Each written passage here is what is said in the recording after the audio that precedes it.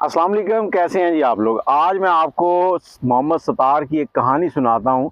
मोहम्मद सतार, ये पीछे एक डेरा देख रहे हैं, ये डेरा उसी का है। और पिछले साल आपने देखा होगा कि यहाँ पर टिड्डी दल, जो वो एक टिड्डी सी है, उसने हमला कर दिया था। वो एक कीड़ा है, वो जिस इलाके से गुजरता है सबकी फसलें जो है ना ऐसे साफ कर जाता है कि आप देखते ही देखते हैरान हो जाएंगे कैसे वीरान हो गए हैं खेत।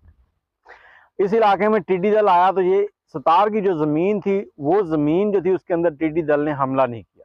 पूरे इलाके की फसलें वो खा गई। खाने के बाद उन्होंने हर चीज़ साफ कर दी। तो जब ये मामला गांव वालों ने देखा तो गांव वाले, जो गांव का नंबरदार था, उसके पास पहुंचे हैं। उसे जाके उन्होंने कहा कि नंबरदार साहब, हम सबकी जो फसलें थी वो टिड्डी दल खा गया है, और जो सतार है उसकी फसल ऐसे साफ खड़ी है कि देख के दिल खुश हो जाए।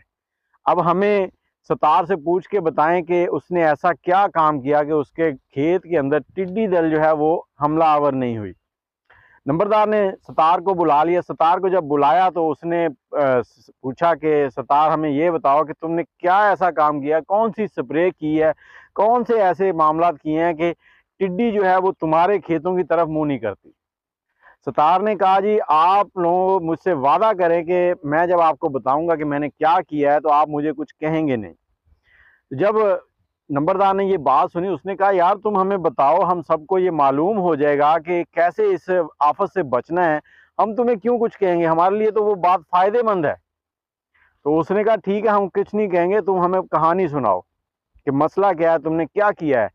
तो सतार बोला कि जनाब, मैं ना हर साल जो है ना उशर जो है ना वो निकालता हूँ। जब भी फसल उठानी होती है उससे पहले उशर का जो हिस्सा है वो निकाल के गरीबों में तकसीम कर देता हूँ, इसलिए टिड्डी जो है वो मेरे खेत में नहीं आई। अब सब परेशान है कि टिड्डी को कैसे पता कि तू उशर देता है, उशर तो तेरा और अल्लाह का और बंदों का मामला है। उसने कहा, नहीं जी, टिड्डी को पता है कि मैं उशर देता हूँ। अब नंबरदार के एक दो चमचे थे, जो चमचे होते हैं ना ये बड़े समझदार होते हैं। ये समझे कि बादशाह के जो वजीर कह लें, बादशाह जो समझदार है ही है, वजीर उससे भी ज्यादा समझदार होते हैं, क्योंकि उन्होंने उसको मशवरे देने होते हैं। तो बादशाह के चमचों ने उसको मशवरा दिया कि हम इसका पता लगाते हैं। वो सारे परेशान इलाके वाले कि अब टिड्डी से कैसे पूछेंगे, तुम्हें कैसे पता है कि इसके खेत में नहीं जाना। उन्होंने कहा, जी हम ऐसे करते हैं कि टिड्डी पकड़ते हैं, इसके खेत में छोड़ते हैं। अब टिड्डी जब भी आती है तो वो इस तरह से होती है, अगर आप इस तरह हाथ करेंगे तो आपके हाथ में 100-50 तो आ ही जाएगी। उन्होंने क्या किया, चादरें पकड़ी, पकड़ के जिस खेत में टिड्डी बैठी हुई थी वहां से उन्होंने भर भर के, हर बंदे ने लेके आए, और अब्दुल सत्तार के खेत के अंदर उन्होंने सारी वो टिड्डियां छोड़ दी।